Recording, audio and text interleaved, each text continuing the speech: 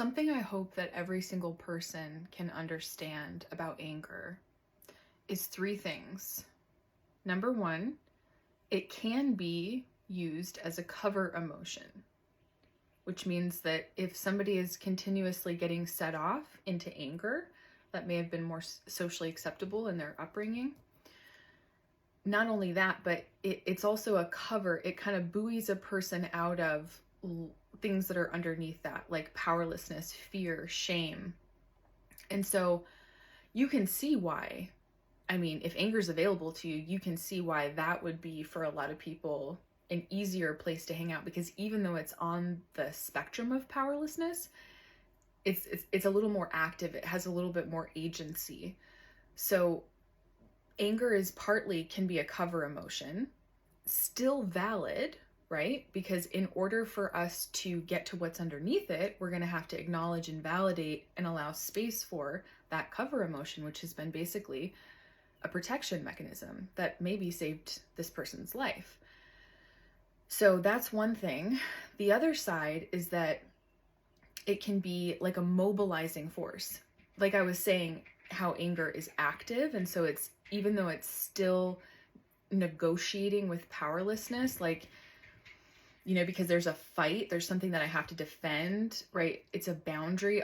Anger is also an indication that there's been a boundary violation, and a boundary is nothing more than a sense of self. So something about your sense of self has just been violated.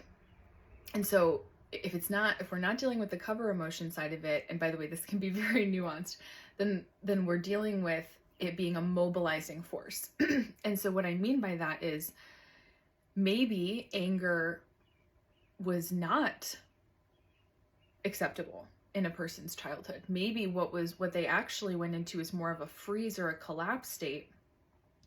When a person starts to, these are people who say, oh, you know, I guess I never really felt angry about that.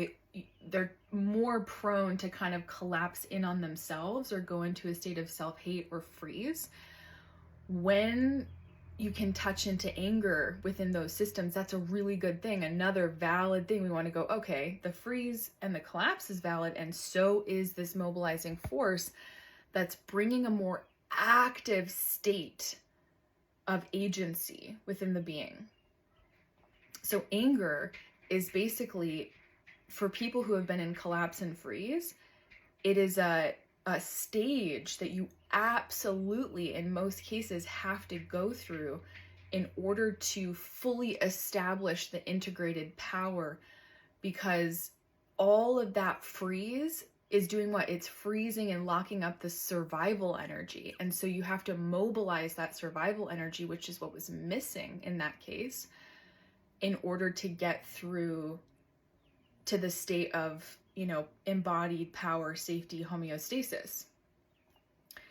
And it's also, in a sense, a mobilizing force, right? When it's keeping a person out of, when it's a cover emotion and it's keeping a person out of a state of fear, shame, or helplessness or powerlessness or defeat.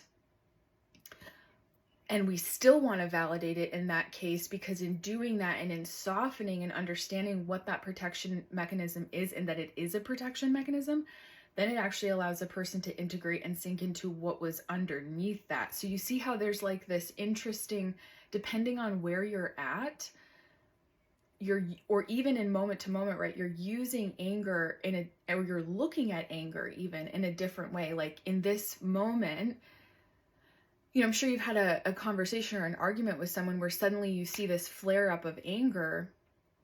Well, it is an indication that there might have been a boundary violation in that moment, but it could also be a safer emotional response for them to just automatically get angry versus getting vulnerable about what's underneath that anger and how that actually hurt them, or that boundary violation is a pain point for them. So do you get what I'm saying? Like, you can look at it like that in those moments. And then if you see somebody who's suddenly contacting this anger within themselves, and they've been in such a state of collapse or powerlessness, then we really, really want to like embrace that and encourage that. And so I always make this joke. Oh, sorry guys, there's like something in my eye. I'm not doing this video again. There's this saying, you know, within like a lot of the somatic experiencing practitioners where we congratulate people on their burping. We congratulate like these mobilizing forces, and we encourage them because we know that moving through these things, whether it's I need to move through the anger to go what's underneath it, or I need to actually mobilize myself out of the state, the lower state of collapse and through the powerless into a state of agency, we know that if your system is moving things in a direction that allows that discharge of energy, that is coherence.